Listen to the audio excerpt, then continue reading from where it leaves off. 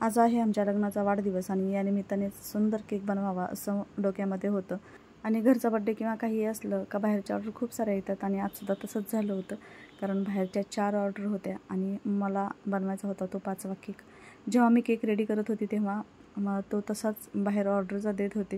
त्यामुळे घरच्यांना वाटलं की आता मम्मी केक बनवत नाही. तरीसुद्धा मी केक बेस अगोदरच बनवून ठेवलेला होता. म्हणजे शिल्लक पायनॅपल फ्लेवरचा राहिला होता केक बेस. मुलांना चॉकलेट हवा होता पण तो शिल्लक असल्यामुळे मी तोच बनवून घेतला आणि नाविलाजाने त्यांना हा पायनॅपल फ्लेवर खावा लागला कारण त्यांना चॉकलेटच खूप आवडतो. अशा पद्धतीने मी हा केक आयसिंग करून घेतलेला आहे. रात्रीच्या 8 वाजता हा केक बनवायला घेतला होता. कितीही कंटाळा आला तरी स्वतःलासुद्धा आपण वेळ द्यायला हवा, त्यासाठी मी हा केक बनवायला घेतला आणि 11 वाजता तो कापला रेडी झाल्यानंतर.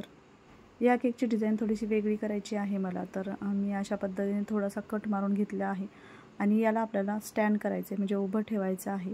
अशा पद्धतीने खालची जी व्हिपिंग क्रीम आहे ती काढून घ्यायची आहे आणि अशा पद्धतीने आपल्याला यावरती अलगद असा ठेवून द्यायचा आहे.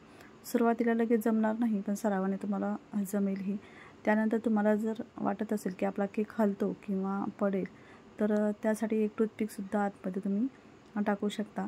त्यानंतर एक बाजू आपली आयसिंग करायची राहून जाते खालची, ती बाजू अशा पद्धतीने क्रीम लावून आयसिंग करून घ्यायची आहे आणि स्पॅच्युलाच्या सहाय्याने अलगद अशी फिनिशिंग द्यायची आहे जेणेकरून क्रीम ही बाजूला जाऊ नये. आणि परफेक्ट फिनिशिंग जर नसेल तर अशा पद्धतीने तुम्ही डिझाईन काढू शकता जेणेकरून वेगळं असं काही वाटत नाही. त्यानंतर आपल्याला केक डेकोरेट करायचा आहे. त्यासाठी इथे माझ्याकडे आर्टिफिशियल हे रोजेस आहेत रेड आणि व्हाईट कलरची, ती मी लावलेली आहेत.